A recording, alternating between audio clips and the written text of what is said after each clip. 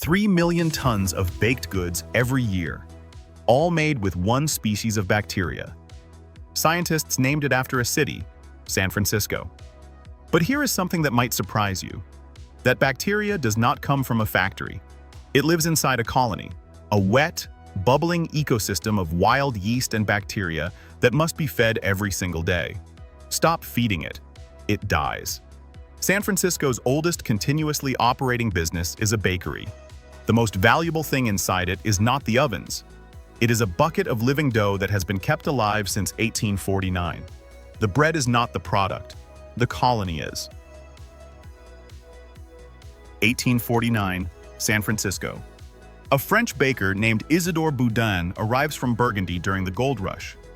He carries one technique older than any recipe book. Mix flour and water, leave it exposed to the air. Wait.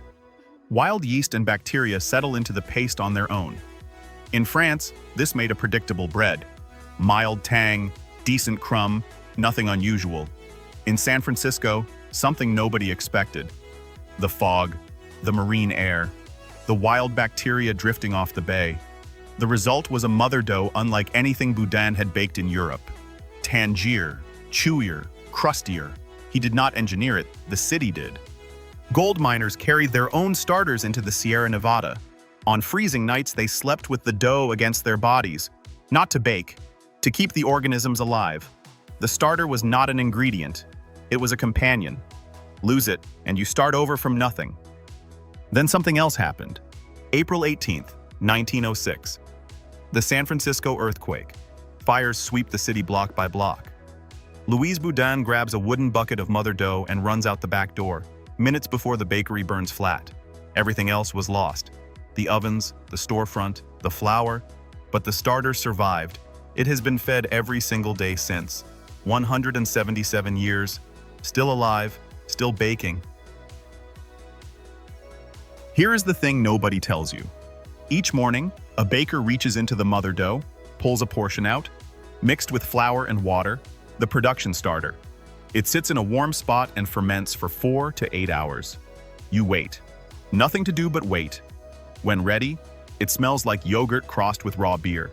Sour, yeasty, unmistakably alive. You can see it breathing. The surface rises, bubbles, falls.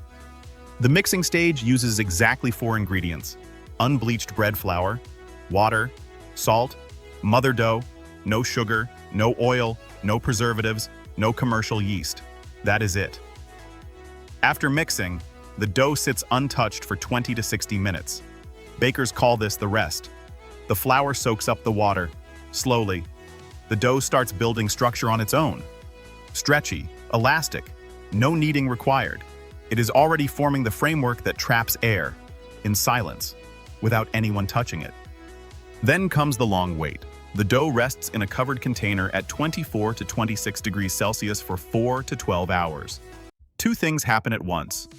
The yeast makes gas. The dough rises. The bacteria make acid. That sour smell starts to build. How sour the bread ends up depends on one thing: temperature. Warmer room, milder bread. Cooler room, sharper tang. The baker controls flavor by controlling temperature, nothing else. The dough roughly doubles. You can see it. Now the counterintuitive part. After shaping, the loaf goes into a refrigerator. 3 to 4 degrees Celsius. 12 to 48 hours. Cold, dark. The yeast slows almost to a stop, but the bacteria keep working. Slowly, steadily, building deeper, more complex flavors that a quick bake cannot produce. Good sourdough is not rushed. It is slowed down. On purpose. When the loaf comes out of the fridge, the surface is cold and taut. This is precision work.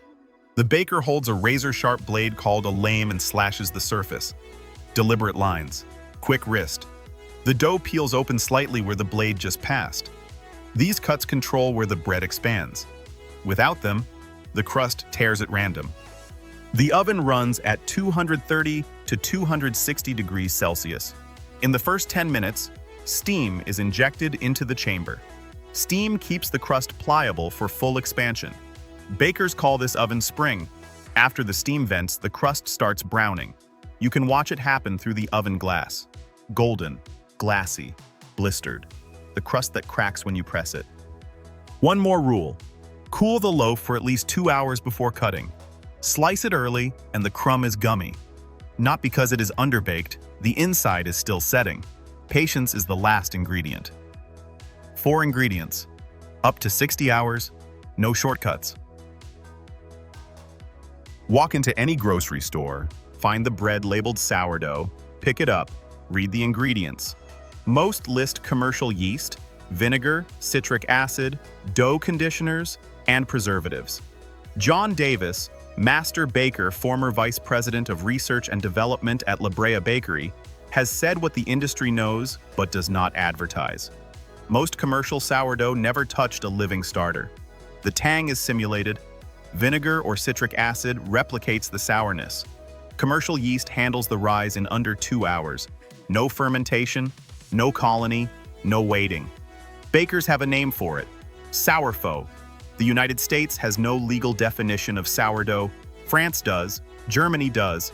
Any American company can print the word on a package without meeting any standard at all. 4 ingredients versus 15. 60 hours versus 2. Same name on the shelf. Here is where the story flips. The most common objection to sourdough is simple. It is still bread, and bread is the first thing people cut.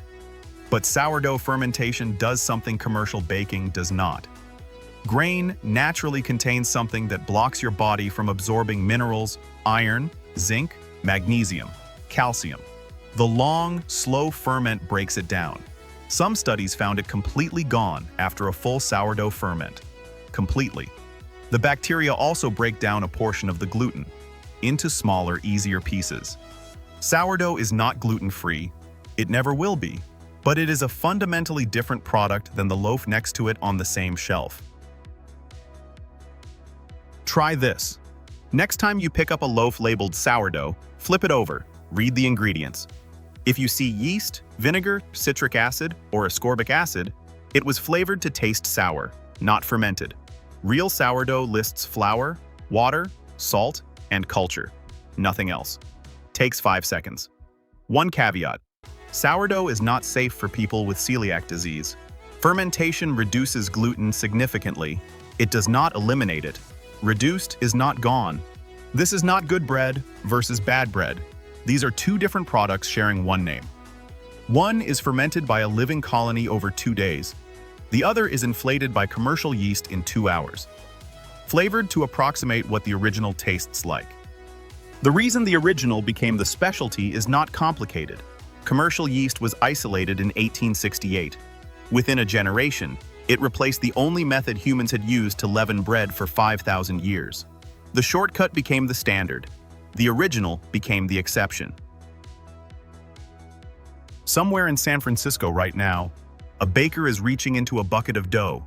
Same colony since 1849. Tomorrow morning again. That is the process. We reveal how things actually work one story at a time.